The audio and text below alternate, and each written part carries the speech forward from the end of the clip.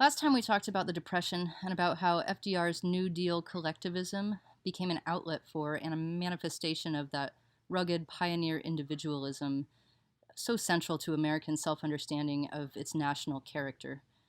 We saw that the expect less, work hard, waste not austerity ethic that FDR framed as central to national virtue during the Depression, still on the model of pioneering frontiersmanship, was flipped into a martially oriented industrial productivity. When America was called on to be the arsenal of democracy for the world, which was itself embroiled already in World War II's fight against fascism. When Americans were called on to approach manufacturing with, as FDR put it, a sense of urgency, a spirit of patriotism and sacrifice, our new politically, nationally sanctified role, our new providential design was to harness the power and the products of industrialization in defense of and in support of a set of values. We would come, to be the masters of a large-scale industrial productivity and thereby become the great defenders and supporters of democracy and of Roosevelt's four freedoms of speech, of worship, from want, and from fear. And this industrial engagement through manufacturing would do two things. In addition, of course, to defending and supporting those values consonant with the more aspirational aspects of the nation's founding, in addition to that straight mythic function, this industrialized engagement would, number one, turn the nation away from the isolationist foreign policy stance that had been strongly encouraged by Washington in his farewell address, but that also left millions of people in World War II to face genocidal violence with no meaningful defense.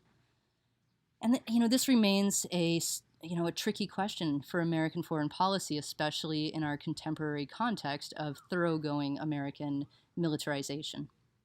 Should we avoid foreign entanglements? Or are the fates of the nation interconnected? And with our great power, as Roosevelt told us, comes great responsibility. Should we police other national powers, or should we leave the powerless in other lands without defense? And of course, it isn't that simple. It's not an either or. There's not a wrong side and a right side of this that's any kind of clearly defined. But back to our narrative, World War II. American industrial manufacturing mobilization as the arsenal of democracy defended and supported the values of democracy and the four freedoms. And it also, number one, ended that isolationist foreign policy stance. And number two, brought America out of the Depression. Between 1939 and 1944, the United States GDP increased by 52% in constant dollars. Manufacturing output tripled. By the end of the war, the U.S. had a full half of the world's manufacturing capacity. War was good for business, and especially in its industrializing aspects, in its mass production and free market capitalism. This is one more way in which World War II really is a continuation of World War I, which, remember, was defined as much by a tragically spiraling momentum as by anything else. The industrial momentum continues here on a larger scale. Making the world safe for democracy, it turns out, is good for the bottom line. Because America was at the outset and remained throughout the war the most industrially productive nation, it was the stuff that Europe needed from the U.S. Mostly, lives would come from elsewhere. The war also required human fodder. It required lives. Under Stalin, Russian soldiers would fight for as long as they were told to. And as we've seen, Russian death tolls were staggering. America's role would go beyond that of an arsenal. On December 8th, 1941, Roosevelt delivered a speech to a joint session of Congress, a speech that was also broadcast live on the radio, which began, "Yesterday, December 7th, 1941, a date which will live in infamy. The United States of America was suddenly and deliberately attacked by naval and air forces of the Empire of Japan." He was referring, of course, to the attack on Pearl Harbor. 33 minutes after the brief speech ended, Congress voted to declare war on Japan. 3 days later, on December 11th, 1941, Germany declares war on the U.S. The same day, December 11th, 1941, the U.S. in turn declares war on Germany and on Italy. And so America would be not only the arsenal of democracy, but also at least a small part of the armed militants waging a war on behalf of democracy. That's how it was presented. Really, it was, more than being a war for democracy, this was a war against fascism, especially genocidal fascism. On the home front, what Americans saw was total social mobilization. And as I said last time, we haven't seen that since. The Office of War Information was created in 1942, and they mostly guided and took control of what had already and very quickly become an effective propaganda campaign. Now, the war cost money, and FDR did tax. We see the left image here is a tax rate over the course of a little more than a century. You see that high point, that's Roosevelt. Higher taxes were among the most significant actual ways that Americans made sacrifices for the war effort, and no significant voice suggested that a time of war mobilization was a good time to cut taxes. He didn't get the kind of pushback on this that you'd expect today, that you do see today. Taxes were at this time, by today's standards, exceptionally high. In 1942, the corporate tax rate was 40%, with a 95% tax rate for what were called excess profits.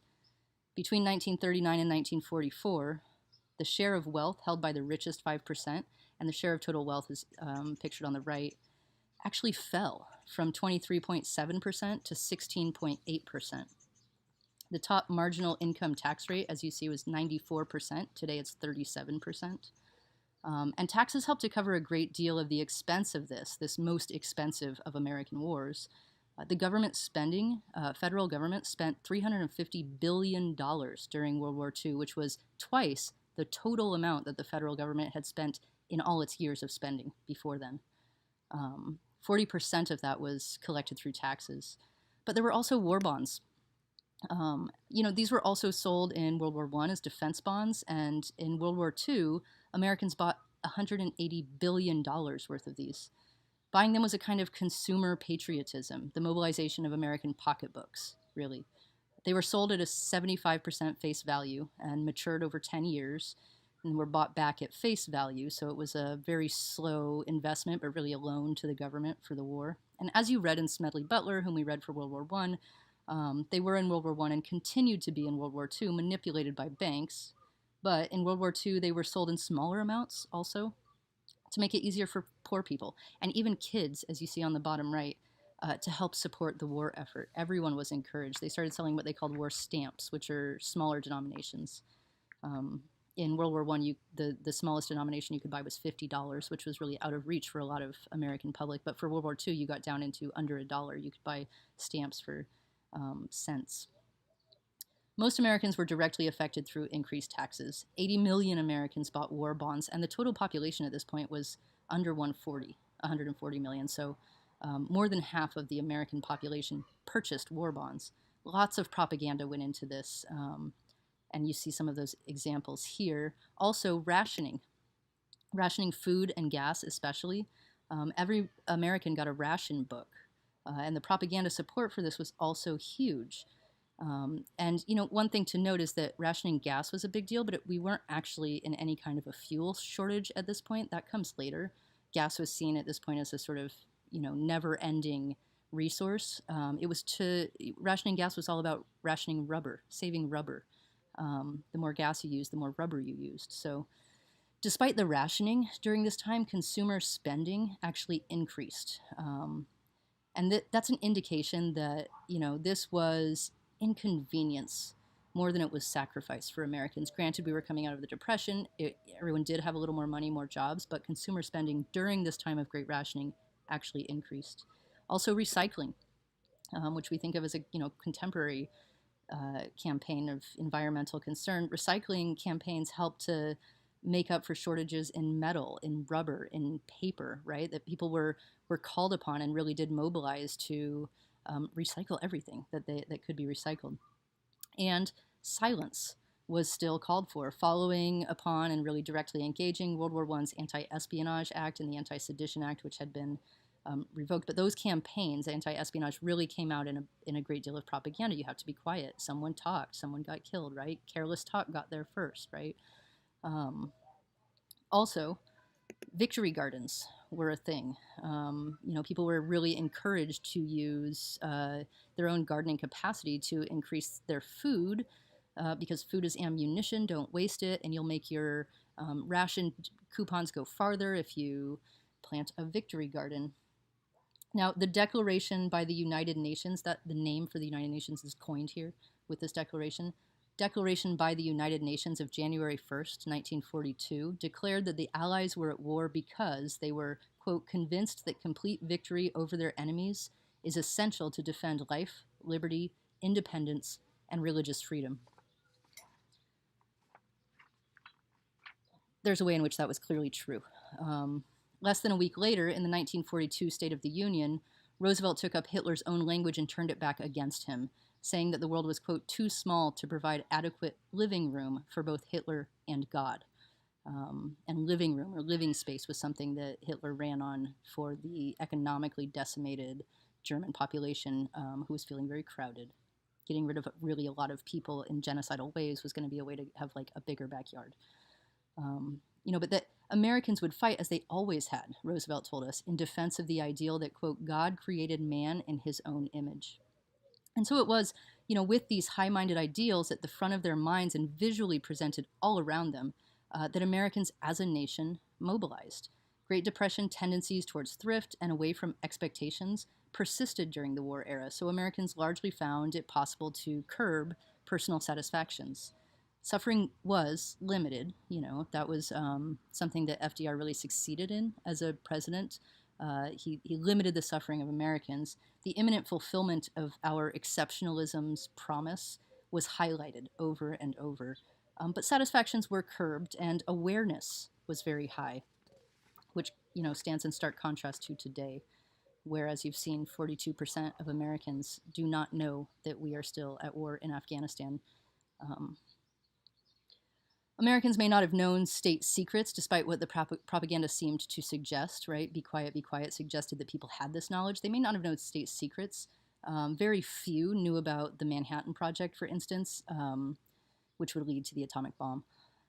Even among those who were working on it, it was the work that they were doing. Most of them did not know the intended outcome. But awareness of the war itself was exceptionally high. Support for it in terms of money, military service, and a buy-in to the values for which it was ostensibly being fought, that was also high. Attention to the news of the front was high. Overwhelmingly, Americans they listened to FDR's radio broadcasts. Overwhelmingly, folks listened. America knew their nation was at war, and they knew why, and they kept up with the news of it. By January 11th, 1944, when Roosevelt gave his 11th State of the Union address, Americans had been at war for years and mobilized for it before then as the arsenal of democracy.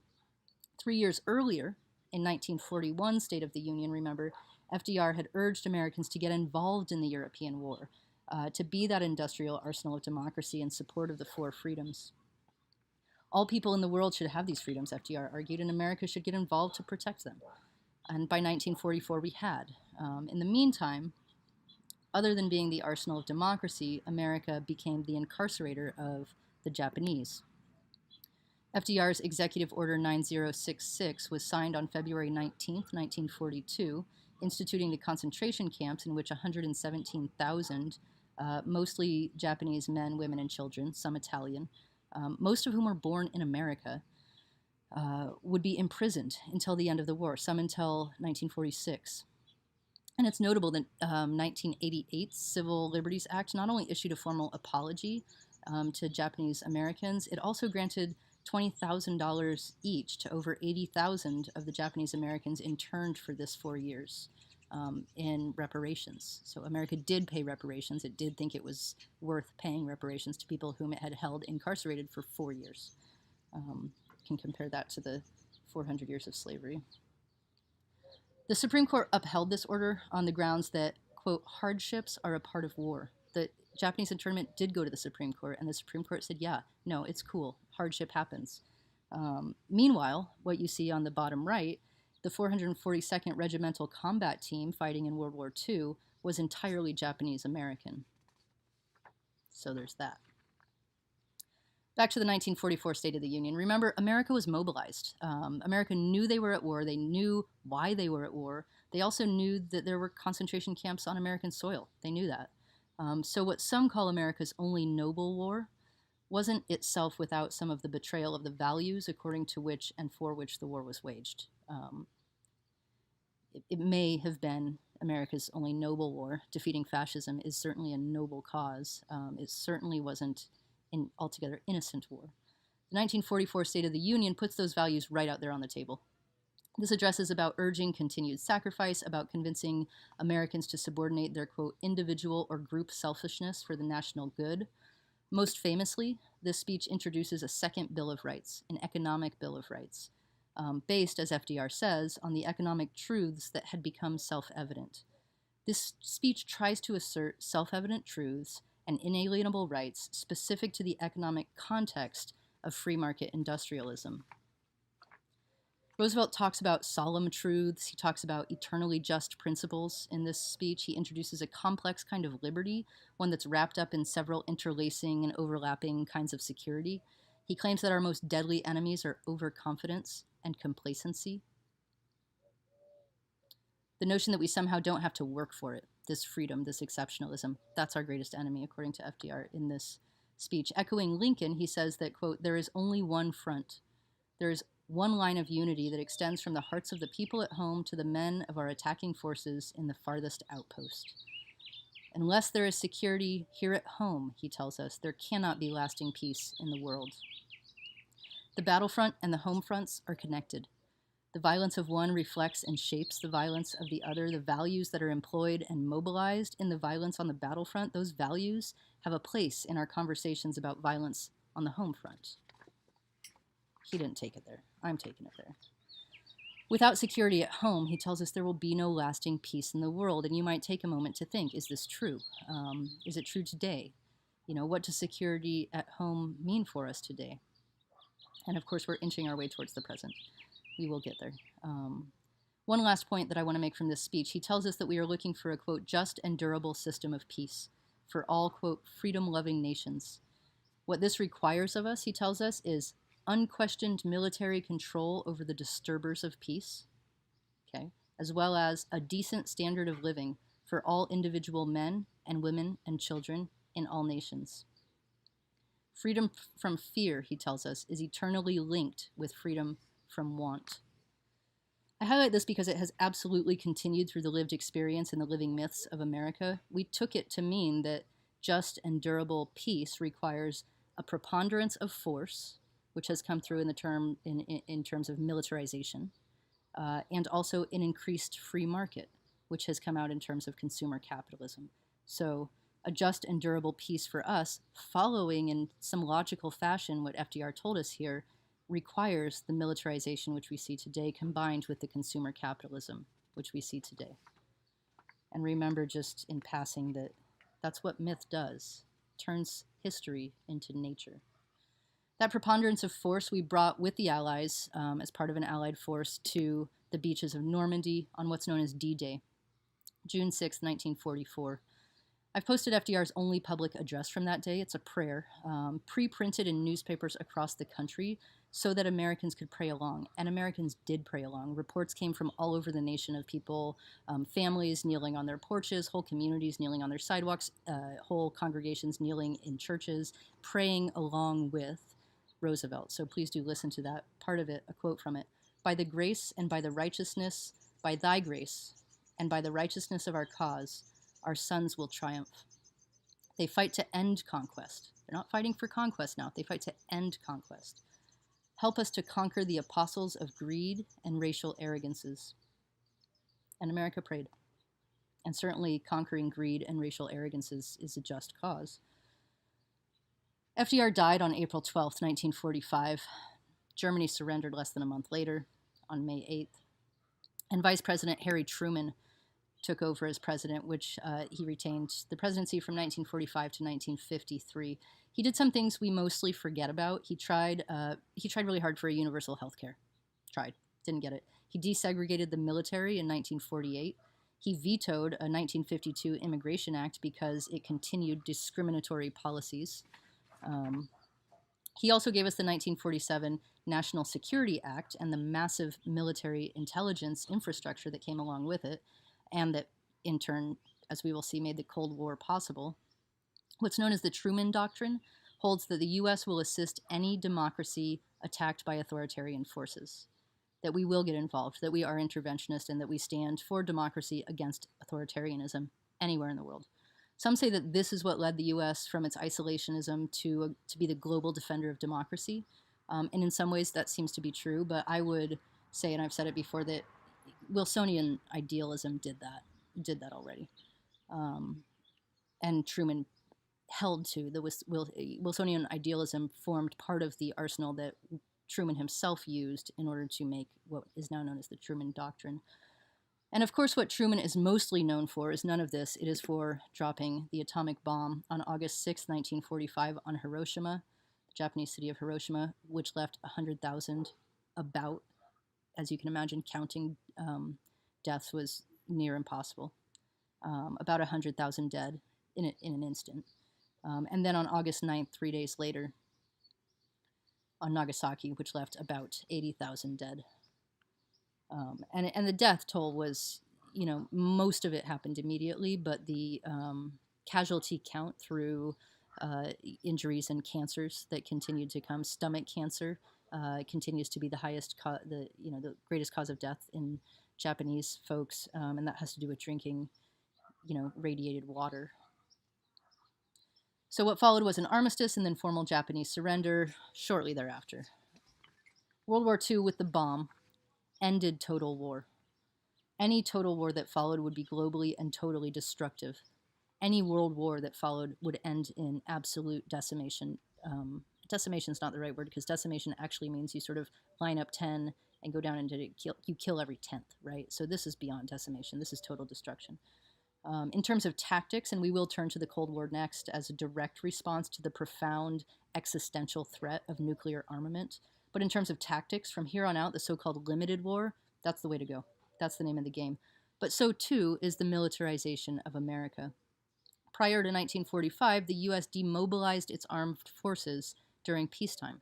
After every war, demobilization happened. Troops were sent home to their lives, right? Large standing armies just weren't supported. They were cumbersome, they were costly, and we weren't at war. After 1945, the Soviets, who, remember, had lost anywhere between 25 and 30 million people fighting on our side in a world war, our response was to fear them. The Soviets provided us with a threat of global communism, which led to an immense standing peacetime military. We'll get to the Cold War. For now, 1945. Chief of Staff of the Army at the time, Dwight D. Eisenhower, sent this cable to the War Department. This mission of this Allied force was fulfilled at 0241 local time, May 7th, 1945. It was brief. No commander since has been able to send such a cable. No commander since has fulfilled his message. No job that the U.S. military has set out to do since then has been finished. And the U.S. has not demobilized its forces. Now, Eisenhower was a five-star general, of which there have been precious few. There are none living today, for instance. So also was Army Chief of Staff George C. Marshall. Now, the Marshall Plan was named after him. This was the plan through which through American support, Europe was rebuilt. It was a fraction of the amount of money we had spent on defenses, so he was Times Man of the Year twice. He won the Nobel Peace Prize. He oversaw it. He won the Nobel Peace Prize for the Marshall Plan. He oversaw an unprecedented military expansion. The U.S. military expanded 40-fold over 3 years. Marshall oversaw that. And he said this. He said, "Our standard of living in peace is in reality the criterion of our ability to kill and destroy in war. Present-day warfare is simply mass killing and mass destruction by means of machines resulting from mass production." Now, Eisenhower, too, saw this connection between mass production, industrialization, and war, or militarization. And he, in the farewell address you read, warned us, the people of America, about the military-industrial complex, that connection between industrialization and militarization. He became the president. He was the president from 1953 to 1961. And in a 1953 speech titled "The Chance for Peace," he says this: Every gun that is made, every warship launched, every rocket fired signifies, in the final sense, a theft from those who hunger and are not fed, those who are cold and are not clothed. This world in arms is not spending money alone. It is spending the sweat of its laborers, the genius of its scientists, the hopes of its children. He then goes on to list what one could buy in terms of schools, roads, hospitals, with the money it takes to buy a single bomber. He says, "This is not a way of life at all, in any true sense. Under the cloud of a threatening war, it is humanity hanging from a cross of iron." That's at the beginning of his first term in office. As he's leaving his second, in the farewell address which he read, his views have only become more substantiated, more clear, and the main point that he wants to get across there, that he wants desperately in his last act as an official before he returns to private citizenship, as he tells us, the one point he really wants to get across is that progress is not a value. Progress is a condition in which values might be expressed. But over the course of industrialization, through especially World War I, and then increasingly through World War II, and as we will see through the Cold War and CENTCOM's ascendancy in the War on Terror, progress itself has been seen as a value, which has allowed us to relegate our own national values to a secondary status at best, lip service at best. So we will turn next time to the Cold War and the way in which this plays out in the next era of American military engagement.